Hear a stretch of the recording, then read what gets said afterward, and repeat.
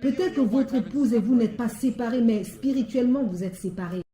Émotionnellement, vous êtes peut-être séparés. Psychologiquement séparés. Permettez à Christ d'entrer et de vous réunir.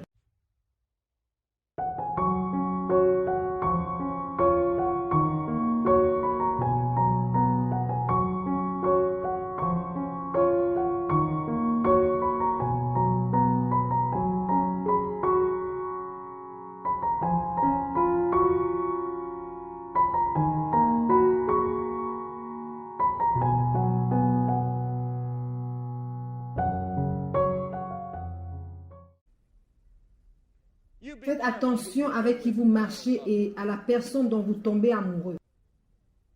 Assurez-vous que cette personne a la crainte de Dieu et aime le Christ. Les Écritures disent que nous ne devons pas nous placer sous un joug étranger. Combien d'entre vous ont essayé et ont échoué? Il doit y avoir une unicité spirituelle. Il y a 3 personnes qui forment un mariage. Le mari, la femme et Dieu. Et assurez-vous que Dieu est dans votre mariage. Vous savez, plusieurs sont en train d'épouser des gens avec qui ils ont très peu de chances de réussir dans le mariage. 17 Magazine a fait un sondage il y a de cela quelques temps au sujet des jeunes hommes. Ils ont posé beaucoup de questions à ces jeunes hommes. Et l'une des questions était celle de savoir ce qu'ils aimeraient que leur copine ait au premier rendez-vous. La réponse numéro 1 était une bonne apparence physique. Selon moi, la première réponse serait d'avoir une personne qui aime le Seigneur de tout son cœur, de toute sa pensée. Plusieurs personnes s'engagent dans le mariage sans être informées de l'idéal et des objectifs que Dieu a établis concernant le mariage. Vous savez, Dieu a planifié le mariage pour des personnes ayant une certaine maturité. Et vous pouvez être mature à l'âge de 17 ans. Vous pouvez être mature à l'âge de 18 ans et absolument immature à l'âge de 30 ans.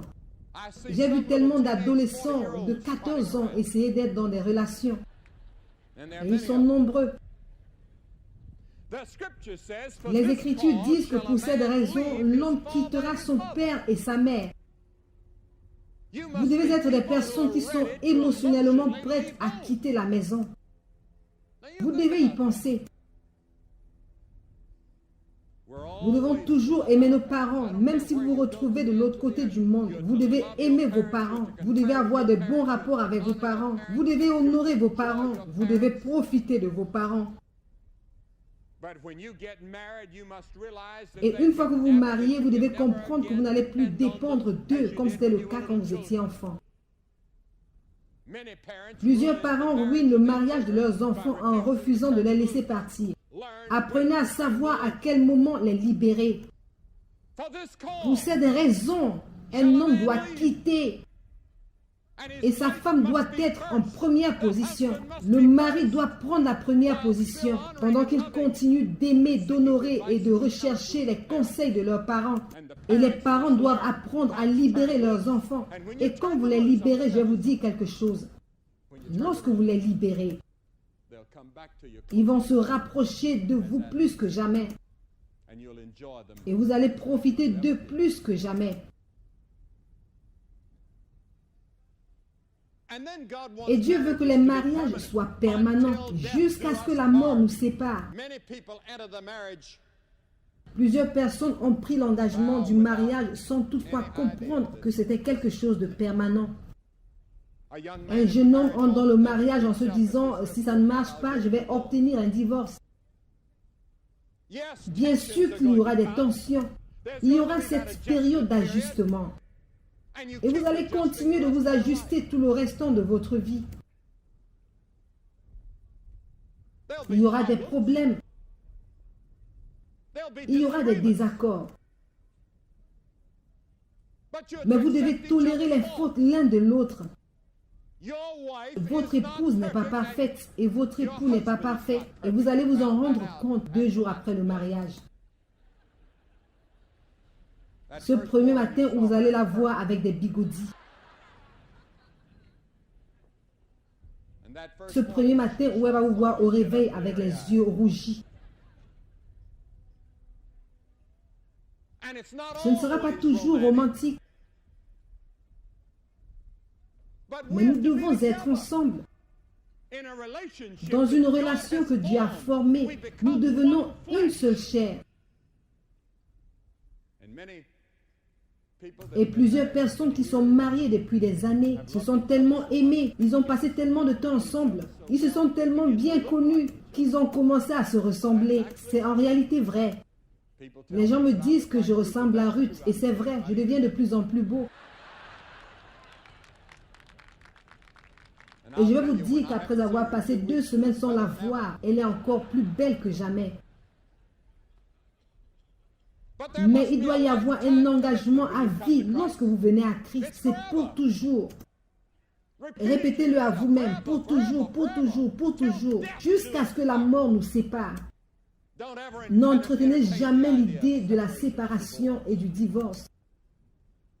Si vous connaissez Christ, il peut vous garder ensemble. Vous ne ferez face à aucun problème que le Seigneur Jésus-Christ ne puisse résoudre.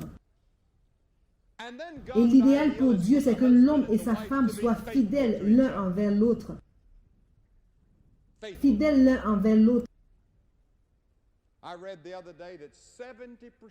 J'ai lu récemment au sujet d'un sondage qui indique que 70% des hommes trompent leurs femmes. Je n'arrive tout simplement pas à croire à ces statistiques. Je ne peux pas me permettre d'y croire. Le sondage n'a pas indiqué combien de femmes trompent leur mari. Mais j'aimerais vous dire que la Bible appelle cela l'adultère. Et la Bible dit qu'aucun adultère n'ira au ciel. Nous ne nous rendons pas à quel point c'est ignoble et terrible de rompre le vœu du mariage avec ce genre de péché. Je sais que ce sont de bonnes vieilles méthodes. Je sais que c'est démodé. Mais ce sont là les enseignements de la parole de Dieu. Et la parole de Dieu ne change jamais, jamais, jamais. Elle est la même. Dieu n'a pas changé pendant tous ces siècles. Pensez-vous que Dieu serait en train de changer sa nature tout entière pour s'accommoder à vos péchés? Non. Il est le même. Hier, aujourd'hui et éternellement. Et le même Dieu qui a haï les péchés de Sodome et Gomorrhe, le même Dieu hait les péchés que nous commettons aujourd'hui. Dans les pays du monde où je voyage, parce que c'est un phénomène mondial, avoir une relation extra-conjugale signifie ajouter des épices au mariage. Je l'ai lu récemment dans un journal. C'est un péché contre Dieu et cela rompt les vœux du mariage. Et plusieurs personnes se demandent, mais que dois-je faire pour sauver mon mariage? La première étape, c'est de remettre votre vie à Jésus-Christ. Permettez-lui de venir dans votre vie. Vous allez demander, mais comment le faire? Nous avons vu de centaines et même de milliers de personnes ici à Toronto venir à Christ. Soyez disposés à vous repentir de vos péchés, c'est la première étape. Et je veux dire, Dieu vous aime.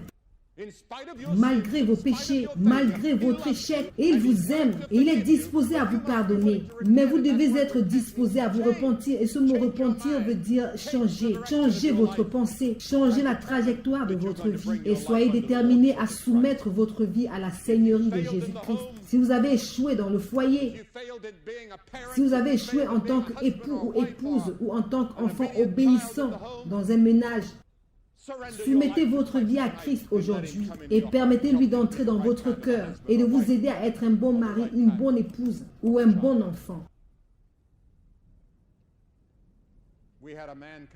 Un homme s'est approché de nous à Las Vegas. Il voulait prendre son engagement vis-à-vis de Christ. Sa femme et lui étaient dans une procédure de divorce. Après cela, il a appelé sa femme au téléphone. Il lui a dit, j'aimerais venir te voir.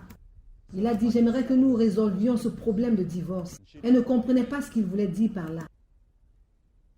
Alors ils se sont retrouvés et sont allés dans un petit restaurant où ils allaient auparavant. Ils sont nouvellement tombés amoureux. Ils ont appelé leurs avocats respectifs pour mettre un terme à la procédure. Ils ont dit, nous avons été réunis en Christ. Cela peut aussi vous arriver. Peut-être que votre épouse et vous n'êtes pas séparés, mais spirituellement, vous êtes séparés. Émotionnellement, vous êtes peut-être séparés. Psychologiquement séparés. Permettez à Christ d'entrer et de vous réunir. Et nos enfants ont besoin d'aide. Nos enfants ont besoin d'aide, ils ont besoin de votre amour. Il y a des années de cela, j'ai entendu un psychiatre dire quelque chose qui m'a aidé. Il a dit, vous savez, vos enfants peuvent arriver à un niveau où ils se rebellent. Parce que la plupart des enfants arrivent à un niveau où ils recherchent leur propre identité. Et ils peuvent se rebeller pendant 2 ou 3 ans ou 5 ans. Se rebeller juste un peu et peut-être certains peuvent se rebeller violemment. Le psychiatre a dit, faites-leur savoir que vous n'êtes pas d'accord, mais que vous les aimez.